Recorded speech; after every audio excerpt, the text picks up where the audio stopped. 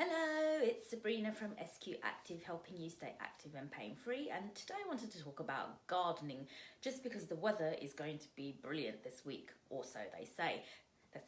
They're predicting it's going to be the hottest week of the year, and I noted it said something about 27, I don't know which day, but and then there'll be thunderstorms. So, garden centres are open again, so who is doing more gardening?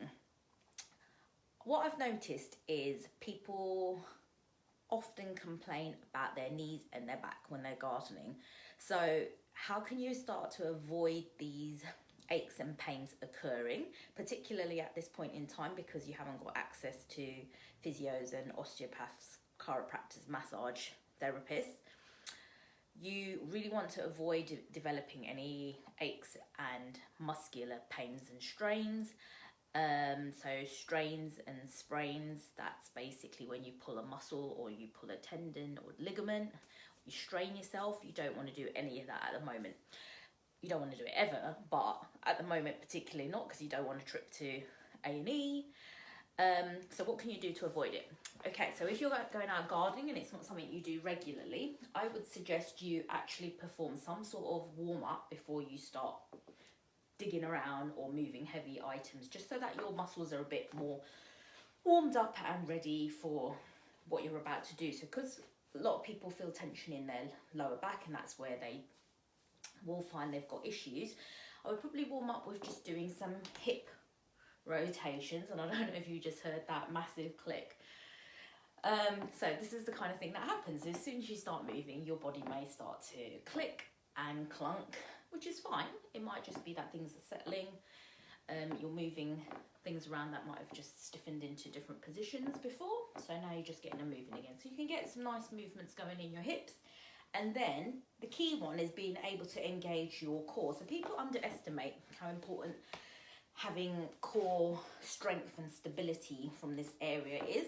So having that control, if you start with just doing some pelvic tilts, you'll start to engage those abdominal muscles and stretch out those back muscles and start to warm up this area as well. And these are the ones that you probably will use a lot if you are not good at squatting, because you'll resort to using your lower back. And when I see people gardening, if you looked at the picture I posted earlier, that woman was definitely using her lower back a lot more. So that's a bit warmer. You might want to just move around a bit more, just get the blood flowing, so you can just walk around your garden, start planning what you're going to be doing, where you're going to be moving things. So just move around a lot more, just get the blood flowing. So let's say you've done all of that. How can you prevent getting backache? So the common mistakes people make when they go to garden is, if they're working down on the floor, something like their flower beds on the floor, they won't be able to squat down very low, so they'll bend their knees a little bit, like this, and then they'll start to round their back, and they'll do it like this. So you'll be stuck in this position for a long time.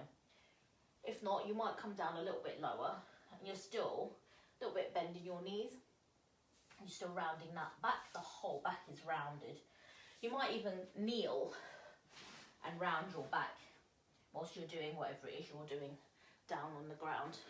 So what you want to do is avoid that rounding of the back and learn to hinge a bit better. So your hips are there for hinging. So if you can keep your back straight, so if you look at my back now, I'm not going to move the position of my back. So I'm going to open my chest here. That is open. I'm going to keep looking forward as I come down. So my head position is not changing. I'm bending forward through from my hips, and now I can feel it in my hamstring. So if I want to, I can bend my knees so I don't feel it in the back of my legs so much, my back of my thighs.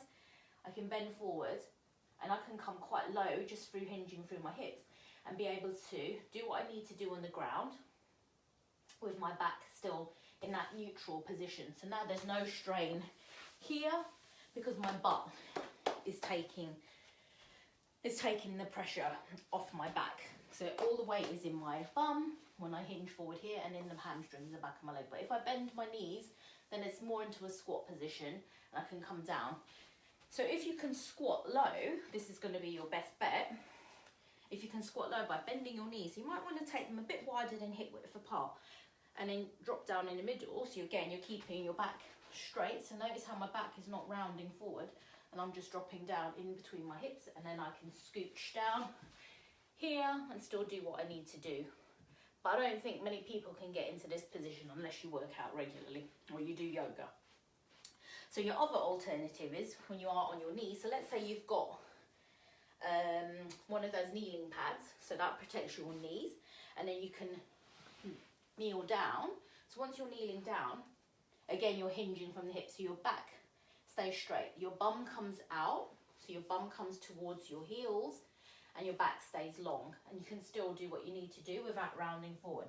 As soon as you disengage your core, you're not thinking about those core muscles anymore, and you lean forward, that's when you're going to get that rounding in your back. As soon as you tighten those abs up again, your back will straighten out, and you'll be protected in that area. You're not going to strain and use that lumbar spine.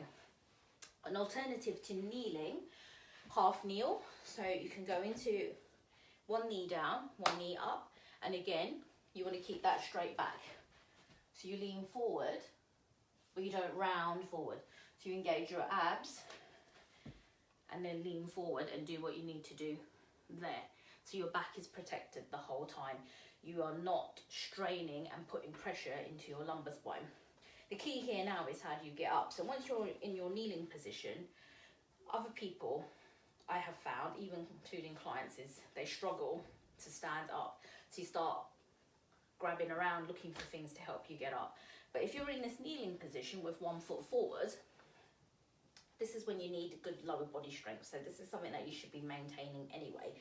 Pushing through your heel. When you push through your heel in the leg in front, you get into your bum a bit better, so you can feel your butt muscles. The back leg, you want to tuck your toes under. And then when you come, so you want to push your weight forward slightly. So you're in your heels and in your bum in the forward leg. And then you're going to push into it and then use your toes in the back leg to help you stand up. So then you're into a lunge position, and then you can step forward. If you're down in this position and you can't get up, this is when you start to rely on your hands, and then you start rounding forward, grabbing onto things to pull yourself up, which is okay. But if you haven't got that core strength, that's when you're going to more likely to pull a muscle, strain something, because you're going to have to find strength from other areas of your body when really it should be coming from your core, your glutes, this whole central trunk area. That should be where your strength comes from. If you don't have it there, you are going to start to have to look for it elsewhere, and that's when you're going to start to potentially create an injury. So avoiding back pain, use the hinge or kneel or squat. So you go into a half kneel, or you can go into low squat if you can get into low squat. And then make sure when you get up, try and use your butt, so then you can strengthen your lower body by pushing through your glutes and coming back into that standing position. So they're really easy ways to do some groundwork whilst you're in the garden. Tomorrow I'm going to talk about lifting, reaching and pruning. So if you're working out on things that are higher up and further away from you, and how you can avoid getting pains and strains from reaching too far, and again how you can strengthen your core to help you prevent injuries whilst you're in the garden. So look out for another post that I'm going to put about positioning, so the positions that we've talked about in this video, and see if you can start to adopt them now to avoid getting lower back pain.